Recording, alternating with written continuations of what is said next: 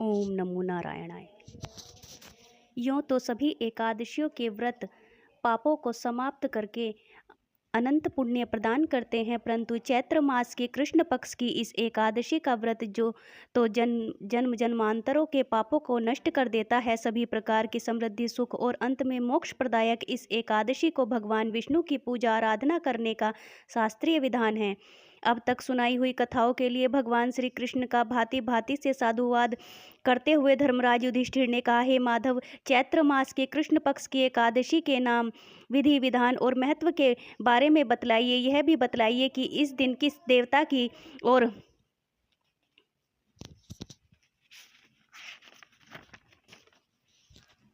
किस प्रकार पूजा की जाती है। तब भगवान श्री कृष्ण ने कहा, हे राजन, सभी पापों को नष्ट करने वाले इस एकादशी का नाम पाप मोचनी एकादशी है। इस दिन भगवान विष्णु की पूजा करने का शास्त्रीय विधान है। आपने जो प्रश्न मुझसे पूछा है, वही प्रश्न एक दिन महाराज मानधाता ने लोमस ऋषि से पूछा था। तब लोमस ऋषि ने उन्हें जो कथा सुनाई थी, वही मैं तुमसे कहता हूँ, ध्यानपूर्वक सुनो। देवताओं के खजांची कुबेर के बाग का नाम चैत्ररथ था। उस बाग में गंधर्वों की कन्याएं किन्नरों के साथ विहार करती थी। अनेक ऋषि मुनि भी वहां तपस्या करते रहते थे। स्वयं देवराज इंद्र भी चैत्र और बैसाख मास में देवताओं सहित वहां आकर क्रीड़ा किया करते थे। वहीं अपने आश्रम में मेधावी नाम के एक ऋषि भी तपस्या करते थे।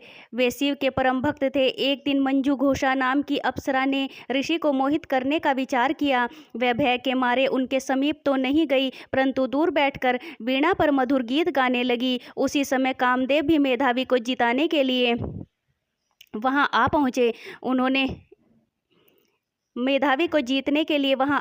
उन्होंने उस सुंदर अप्सरा की भौं को धनुष, कटाक्ष को डोरी, नेत्रों को संकेत और कुचों को कुरी बनाकर मंजू घोषा को सेनापति बनाया। मेधावी ऋषि भी युवा एवं हष्टपुष्ट थे और साथ ही यज्ञोपवीत तथा दंड धारण किए हुए ब्रह्म तेज से युक्त भी थे। मंजू घोषा ऐसे सुंदर ऋषि को देखकर उनकी सुंदरता पर मुग्ध हो गई और अपने गीत, चूड़ियों और नूपुरों की झनकार तथा नृत्य और हाव भाव दिखाकर मुनि को रिझाने लगी। कुछ समय तक यही कर्म चलता रहा और अंत में कामदेव ने ऋषि को पराजित कर दिया।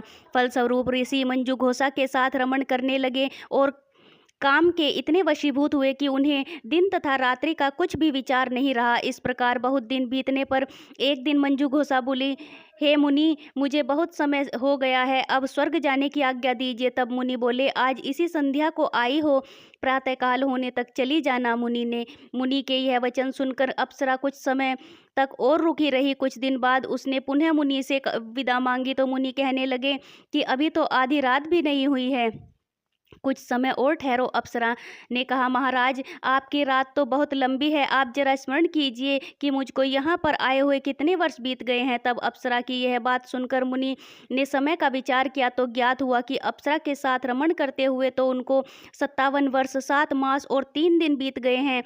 यह ज्ञान करते होते ही वह अप्सरा उनको काल के समान प्रतीत होने लगी। मुनि अत्यंत क्रोधित हुए और उनकी लाल आंखों से ज्वाला उत्पन्न होने लगी। वे बोले, मेरी कठिन परिश्रम से की गई तपस्या को तूने नष्ट कर दिया। तू महापापिनी और दुराचारिणी है, तुझे धिक्कार है। तूने मेरे साथ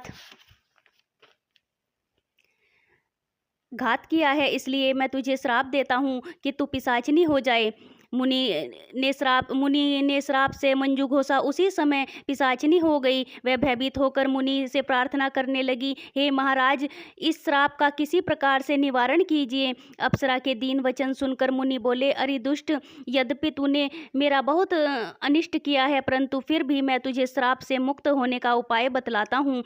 चैत्र मास के कृष्ण पक्ष की एकादशी का नाम पाप मोचनी है और वह सब प्रकार के पापों को नाश करने वाली है।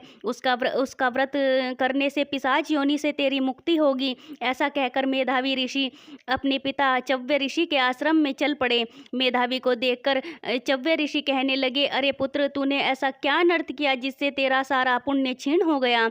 तब मेधावी ने कहा, हे पिताजी, मैंने एक अप्सरा के साथ रमण करके घोर पाप किया है। अब आप इस पाप से छूटने का उपाय बतलाइए। तब चव्य ऋषि बोले, हे पुत्र, चैत्र मास के कृष्ण पक्ष की पाप मोचनी एकादशी का व्रत करने से सब पाप नष्ट हो जाते हैं, इसलिए तुम इस व्रत को करो। पिता की आज्ञा पाकर मेधावी ऋषि ने विधि पूर्वक इस व्रत को किया, जिससे उनके सब पाप नष्ट हो गए। उधर मंजू घोषा भी व्रत के प्रभाव से पिशाच योनि से मुक्ति पाकर दिव्य रूप धारण करके स्वर्ग लोक को चली गई। लोमस ऋषि बोले, हे राजन, पाप मोचनी एकादशी के व्रत को करने से सब पाप नष्ट हो जाते हैं। इस कथा को सुनने तथा पढ़ने से 1000 गोदान का फल मिलता है और इस व्रत को करने से ब्रह्म हत्या, गर्भपात, सुरापान, गुरु पत्नी से प्रसंग आदि पाप भी नष्ट हो जाते हैं और अंत में स्वर्ग की प्राप्ति होती है। जय श्री राधे कृष्ण। ओम नमो नारायणाय।